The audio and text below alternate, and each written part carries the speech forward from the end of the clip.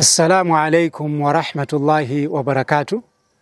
Takulandirani nonse kuno ku Free Online Madrasa mu programu yathu yomwe tikutambasula mwatsatane ngani yokudza al-i'tikaf.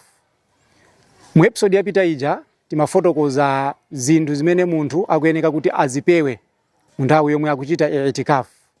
Ndipo ndikukhulupirira kuti munatsatira bwinobwino. Kwa amene mwangofikira pa video imeneyi ndikupempheni kuti mubwererenso mbuyo mukatsate ma episode onse atatu amene takhala tikutambasula nkhani imeneyi ya al-i'tikaf. Mu episode ino timafuna tifotokoze zomwe zili zololedwa pa munthu amene akuchita i'tikaf. Yemwe akuchita i'tikaf waloledwa kutuluka mu mzikiti ndi kupita kukadzithandiza ku chimbudzi.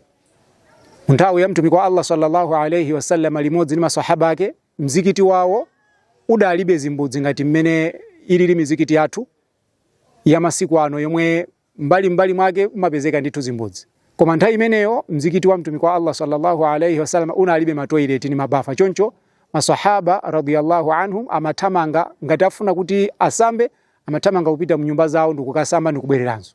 Kapena amapita kukadzithandiza kumalo amene amadzithandizira, fa panali bwalo lina lake limene lidalodziwika limene wamakadzithandizira, amathamangira kumene kukadzithandiza kenako ndikubwereranso kuti bwereranso ku mzikiti. Zimenezo ndi zololedwa. Choncho waloledwa ochita i'tikafu kuthamangira ku chimbudzi kupita kumene kwapanga chani chimbudzi.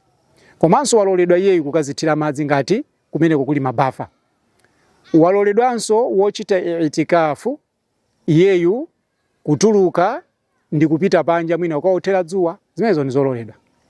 Kapena mwina kukangopitidwa mphepo pang'ono kenako ndikubwereranso mu mzikiti. Zimenezonso ndi zololedwa pa iyeyo. Waloledwanso ochita i'tikafu kuti athe kuonedwa ndi mkazi wake kapena ana ake akonza kubwera ndi kudzamuona ku mzikitiko, vuto palibe, ndiye kuti ayankhulane zokhazo zimene zili zofunikira. Ndikhulupirira kuti sizingafike poti mpaka na mwamuna ndi mkazi kumayankhulana zimene amayankhulana mnyumba mwake ndi mkaziyo, kupatula kuti akufuna kuti aunonge i'tikafu. Choncho ayankhulana zokhazo zimene zili zofunikira, chifukwa tikupeza ndithu umboni kuchokera kwa mtumiki wa Allah sallallahu alayhi wasallam kuti iyeyu amabwera ndithu akazi yake onse ndikumamuuza zimene afuna kumuuzazo, kenako zimathekanso ndithu kuwaperekeza. Hadithi ilipo yokhazikika imene mtumiki wa Allah sallallahu alayhi wasallam ulendo wina anabwera kudzamuona akazi yake, ndipo adawauza kuti adzipita kupatula kwa Safia amene ankaenda naye mbuyo. Ndiye amaenda naye ndikumamperekeza mpaka na adakamufikitsa ku nyumba kwake. Nyumba yake ya mtumiki wa Allah sallallahu alayhi wasallam imene amakhala ndi Safia idali mu mpanda umene nyumba ya Usama idali. Ndiye adakamfikisa kumeneko mtumiki ndikumabwereranso mu i'tikafu. Zimenezo nzololedwa ngati mwamunayo nyumba yake ili pafupi. Koma ngati nyumbayo ili kutali ndiye kuti angomperekeza mkaziyo kumulekezera chapena pake. Koma osati mpaka na 1 km 2 kilometers akuti kumeneko ndimakamperekeza mkazi wanga chifukwa mtumiki adapanga zimenezo. Ndiye kuti pamenepo siti kumvetsetsa molondola.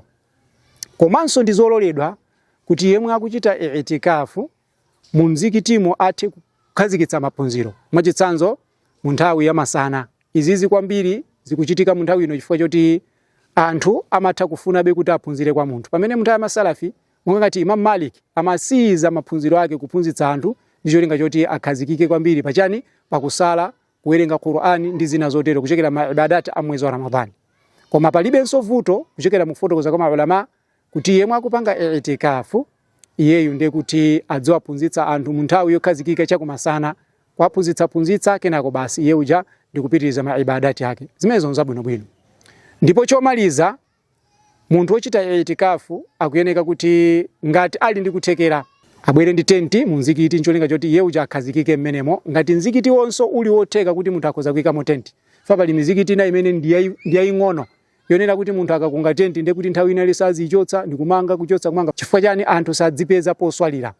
Ndiye pa chifukwa icho iye aonetsetse kuti kodi mzikitiwo ndi wakulu bwanji, komanso ngati angamange tenti sizibweretsa vuto kwa anthu. Fa mtumiki wa Allah sallallahu alayhi wasallam adakhazikitsa tenti yomwe adayimanga mu mzikiti ndipo amalowa mmenemo ndikumapangamo ma ibadati yake amene amachita. Ndiye kwa uyo amene afuna kupanga i'tikafu aonetsetse kuti watsatira ndondomeko zimenezi. Tikumanenso mu episode imene kubwerayi. Wassalamu alaikum wa rahmatullahi wa barakatuh.